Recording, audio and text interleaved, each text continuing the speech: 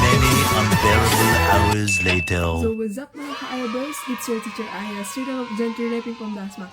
Online studies and the game, and if you subscribe to our lesson, I promise to keep you entertained. So we will start the second quarter.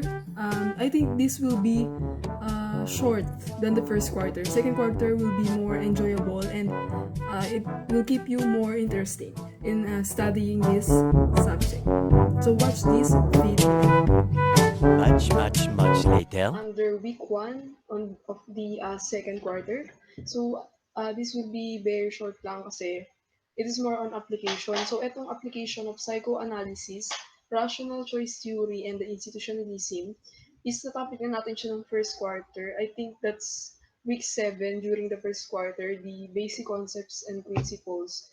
So, yung pag-aaralan natin ngayon is all about the application. So let's begin with the application of psychoanalysis. So we know that I know that you know this person, which is Sigmund Freud. So Sigmund Freud, he was the proponent of this theory, the psychoanalysis. And Sigmund Freud, isa siya sa pinaka-controversial na psychologist. Kasi very, I think, very parang hindi kinaya no, ng mga tao yung kanyang theory because it's very dangerous or something na that's between the growth of the people. No, parang, kasi nga, psychoanalysis, so malalaman nyo mamaya yan, meron kasi siyang psychosexual development.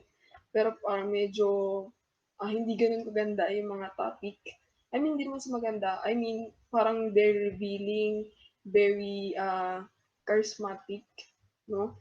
Which I know, this is the modern period, and you're familiar with these things. So let's begin. So Sigmund Freud, he was the proponent of the theory under the psychoanalysis, the psychosexual development and of personality.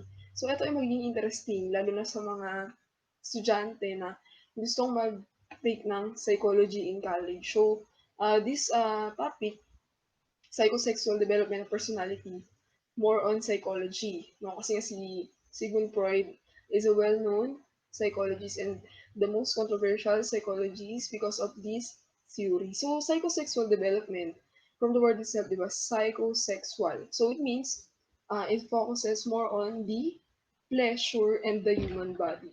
So, ano yung mga bagay na nagdudulot ng pleasure? Ano yung mga bagay na nagpo-push sa isang tao? Which means may connection siya sa human body.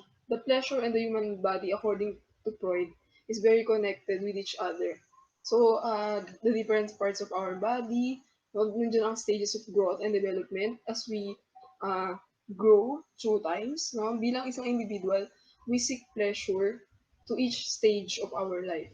So, Sigmund Freud believes that this psychosexual development of personality, which is the central idea of this theory, is how the mind relates to the body and the pleasure. So, lahat ng may kaugnayan when it comes to the human body, the psychoanalysis, no?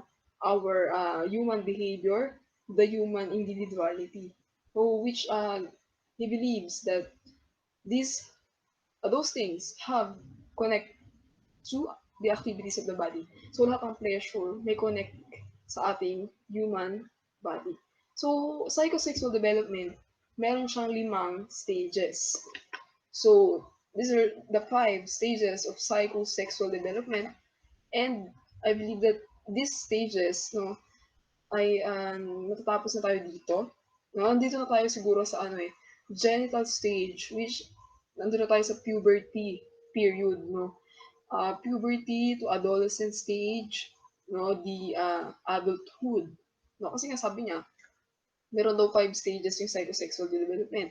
So titignan natin ngayon yan, no, kung ano-ano yung mga important terms, important definitions. So according to Sigmund Freud, so there comes the what we call libido. So libido, this is the mental energy that a person have.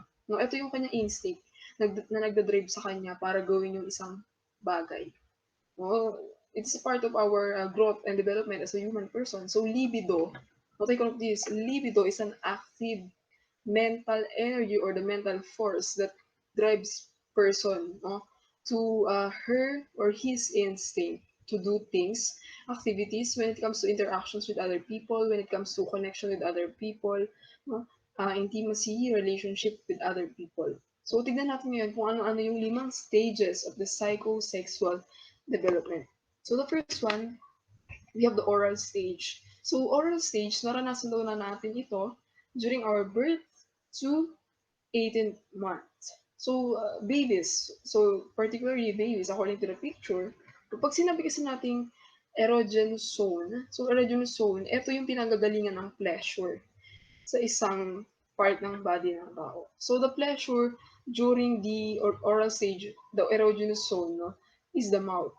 So, mouth, syempre, the pleasure comes with the mouth by means of sucking, chewing, and biting. So, in this stage, the child totally depended on others to provide for or her needs. So, definitely, during our times when we are baby, no, we are totally dependent to our parents, no, sa mga nakakasalumuha at sa mga nagki-care sa atin. So this oral stage definitely says that there are fixation. So, ano yung fixation? So, fixation, ito yung mga bagay na pwedeng magresulta, no? If you're going to focus with the pleasure within your mouth. Sa akin, chewing and biting, ano yung kahihinatnan ng mga activities na ginagawa natin, no? So, definitely, no, pwede tayong stronger tendency to smoke, drink alcohol, overeat, tendency to bite, nails, coarse words, or even gossip. Kasi nga, the part of our body is more focused in the mouth, which the pleasure in sucking, chewing, and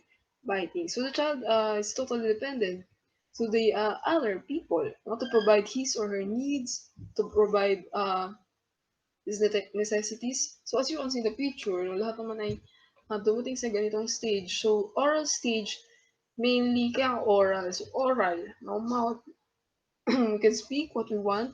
We can guide people, no, to get the things that we need in our life. So that's oral stage. Oral, but mouth through speaking, sucking, chewing, biting. Everything is about food.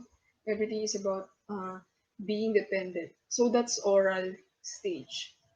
Next stage, we have the anal stage. So anal stage, no, this stage uh, gaps between 18 months to 3 years old. No? So ang erogenous zone niya is the anus.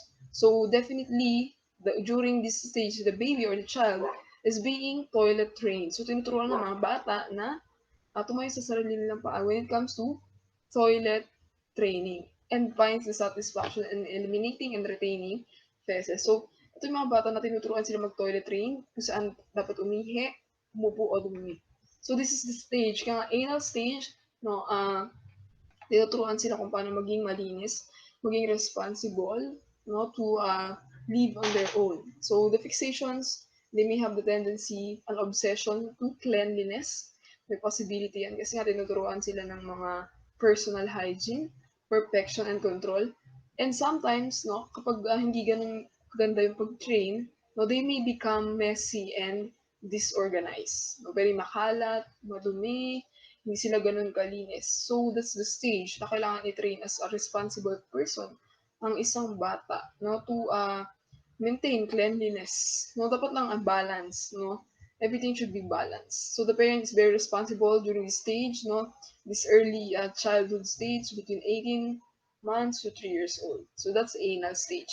The third one, we have PHALLIC stage. So, PHALLIC stage, no, this stage is more likely the transition of a child to examine the world.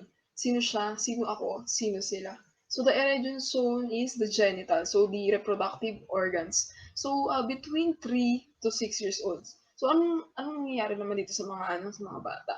So between 3 to 6 years old, children become interested in what makes boys and girls different.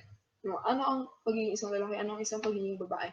And the start of the Oedipus and the Electra complex. So pag sinabi natin Oedipus complex, ito yung the boy, no, ng lalaking, ang batang lalaki, no, develops an attraction to their parent of the opposite sex. So, may tendency na magselos ang Pag selosa ng isang batang lalaki ang kanyang tatay, kapag kasama niya ang kanyang nanay. Pag naman Electra complex, kabaliktaran yung babae naman, may tendency na magselos ang batang babae sa kanyang nanay kapag kasama ang kanyang tatay. So, Oedipus complex sa lalaki, Electra complex ay sa babae. When the child develops an attraction to their parent of the opposite sex, kasi nga syempre, they're building their identity, their gender identity, their sex, biological, no? And sees as our jealous and rivalrous relationship with his or parent of the same sex. Kasi nga, hinahanapan nila yung sarili nila. What is my true gender identity? What is my true sexual or the biological aspects of my life? So, therefore, the child is now wondering, no, who I am, no, where do I belong, no, my mother and father. So, just take note of Oedipus and the Electra complex. And during this stage, the phallic stage, no, kaya nga nakalagay doon, erogenous zones, genitals, they are they are finding themselves. So, may tendency na kapag hindi nila nalaman kung sino sila, so they will have a sexual deviances and weak or confused sexual identity. Hindi niya alam kung ano siya, lalaki ba o babae. No? And this stage, no, kapag syempre maganda yung kanyang training no, sa kanyang identity, so madedevelop na agad during that stage of 3 to 6 years old during that time development of masculine and feminine characteristics. So malalaman niya sino ba talaga siya bilang isang tao. Is he a male or she a female? So that's phallic stage. The fourth stage is the latency stage. So latency stage, no, ang kanyang focus, wala siyang focus ng erogenous zone. Kasi during this stage, no, ages 6 to puberty, no, the children are now focused on their academic and physical skills. So mainly, yung kanilang sexual urges, no, to find a partner or to find who they are is repressed. Meaning, naka-standby siya. No? So, the children's focus is more on the school, no? Developing, building social life, building other relationships with his or her classmates, sa ibang bata, sa ibang tao, building socialization. So, nakapokus sila sa kanilang kapaligiran. And the fixations, dahil nga dun sa phallic stage, kung na-develop nila ang kanilang pagiging masculine and feminine, so this stage, latency stage, will move to boys usually relate more with boys and girls with girls. So, syempre, ang mga lalaki ay masasama sa mga lalaki at ang mga babae naman ay masasama sa mga babae. So, that's the point of the latency stage. Ito na yung nag-build na sila ng socialization to other people, no, to know what is more in the big world. Ano yung nasa labas. No? So, that's the latency stage or the latency or latency stage. Next, the last stage, which everyone is now here, no, the genital stage. So the erogenous zones again go back to the genitals or the reproductive organs of a man and a woman. So the description here, no, is puberty onwards. So you are now an adolescent. So, bumabalik ngayon dito ang sexual urges are once awakened. So, nagsistart na maghanap ng partner, nagsistart ng mag-build ng intimacy or the relationship no, to the opposite sex. So, definitely, adolescents focus their sexual urges towards their opposite sex peers. They now grow up, they now develop themselves, they now find their partners, they now build one's family. So, genital stage is more on intimacy relationship with the opposite sex. No? So that's the stages. So I think here we are, no, as we are developing, no, as a human in development. So ito yung pinaka-controversial according to Sigmund Freud. No, kaya medyo parang maselan yung psychosexual development kasi it involves sex. No? The intercourse between a man and woman, yun nga, the different stages. No, parang medyo SPG itong mga stages na ito kasi nga kabilang dito yung mga reproductive organs. No? Kasi nga psychology, no, medyo parang, though hindi naman green-minded, but psychology is the human behavior. How human behaves when it comes to sexual urges. No? When sexual urges are once awakened. So these are the most controversial stages. So I think this madadaanan nyo din to in the second sem, no? The psychoanalysis. No, ito kasi ay mga stages na medyo konti pa lang siya pero mas lalawakan natin siya sa second sem. So, kasi psychology, no, kay Sigmund Freud, medyo controversial, psychoanalysis. No, yung sa mga conscious, unconscious, no, at sa humantong na nga dito sa psychosexual development. So, as a summary, ito yun, no? Oral, anal, phallic, latent, or latency, and genital stages. So, ayun yung iba't iba pang uh, definition, description, the erogenous zone, ano, kung saan nagmumula yung mga libido, the mental energy, and how they are different from each other.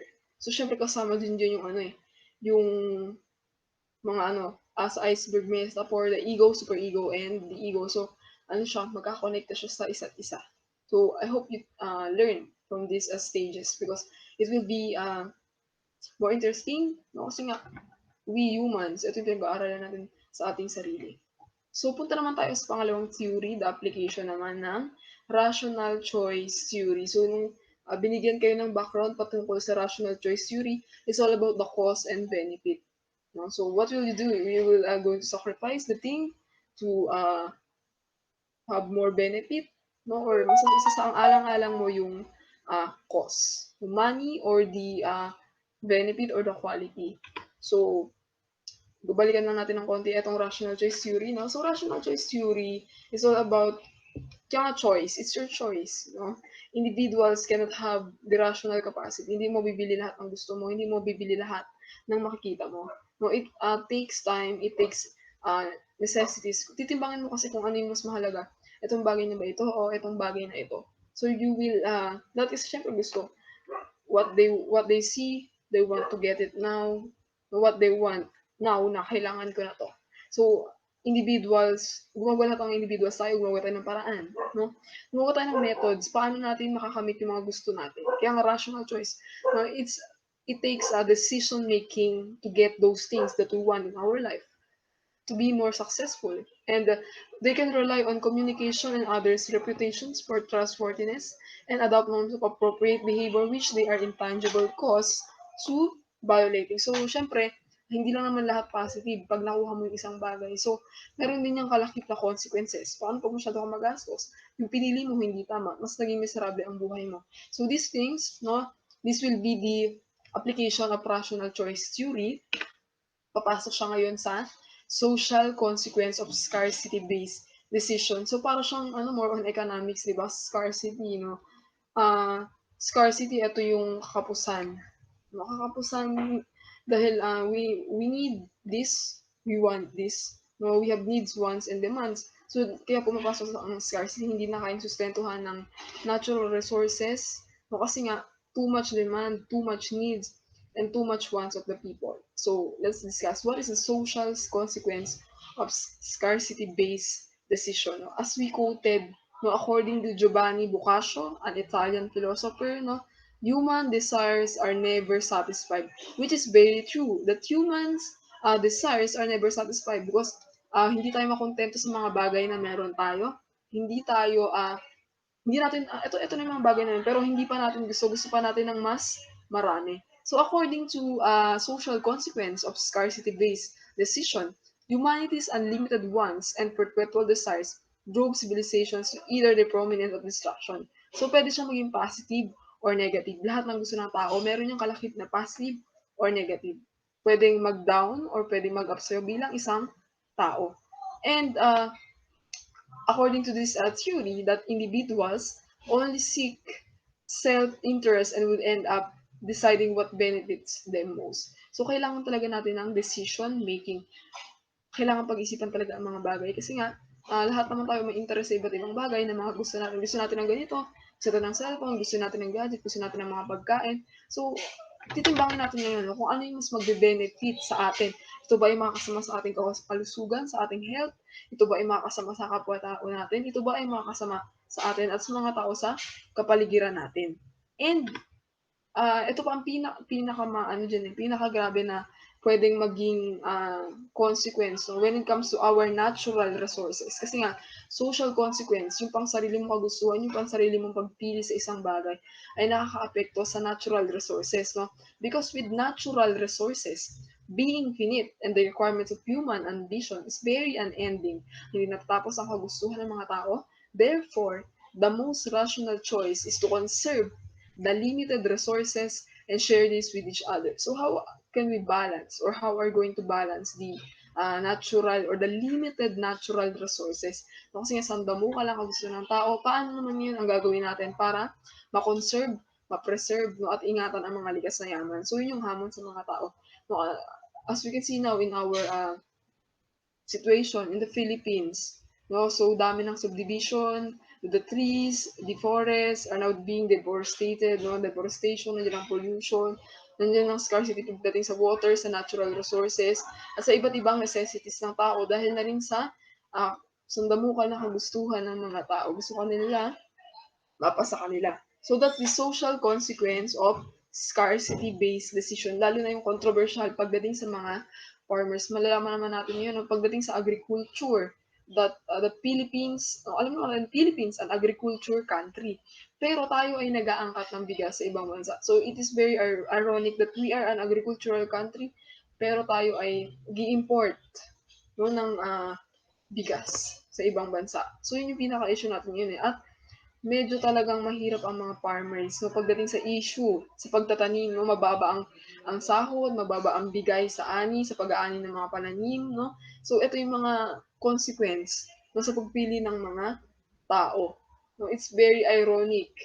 No, I don't know why the government, no, bilang agricultural country, bakit hindi nila mas pangalagaan the Department of Agriculture, the Department of Labor and Employment in the Philippines, no, the President, how we're going to give solution to these problems in our country when it comes to agriculture pagdating sa scarcity base. So more as time goes by, no, syempre pag natuloy-tuloy pa ang pagtatayo ng mga subdivision, no, yung mga palayan ay ginawa ng subdivision, aangkat ang Pilipinas ng bigas sa ibang bansa.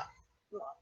Kaya ano eh, nagmamahal ngayon yung mga bilihin, nagmamahal ngayon yung mga bigas, yung mga pangunahing pangangailangan ng tao.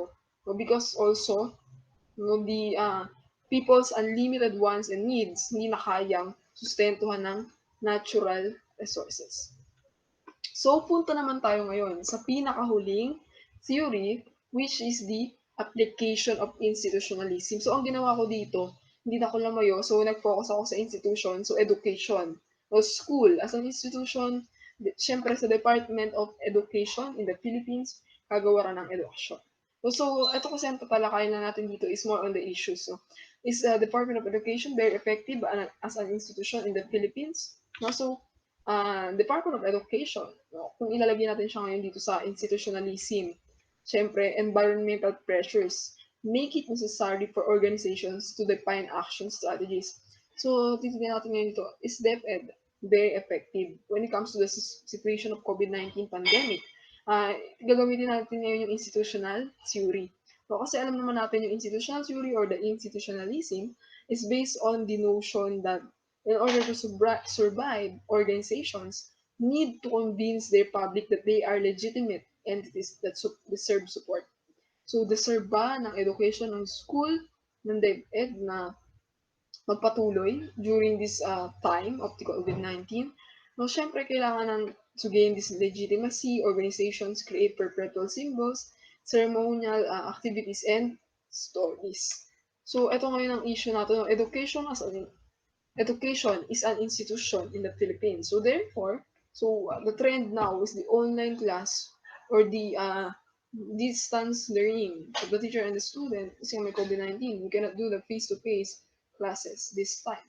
So, ano naman, online classes, no, hindi lahat ng estudyante ay may gadget, hindi lahat ay may internet connection, hindi lahat ng teacher ay marunong sa communication sa internet, hindi lahat ng teacher may gadget, hindi lahat ng teacher ay may internet. So, there are parehas lang sila.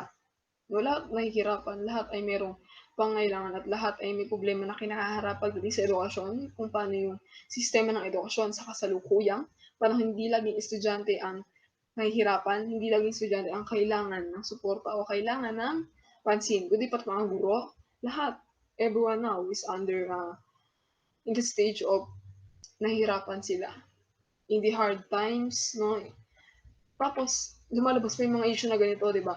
Cancel school year 2020-2021, hashtag yes to academic fees, no to online class, no to flexible learning, there should be an academic freeze.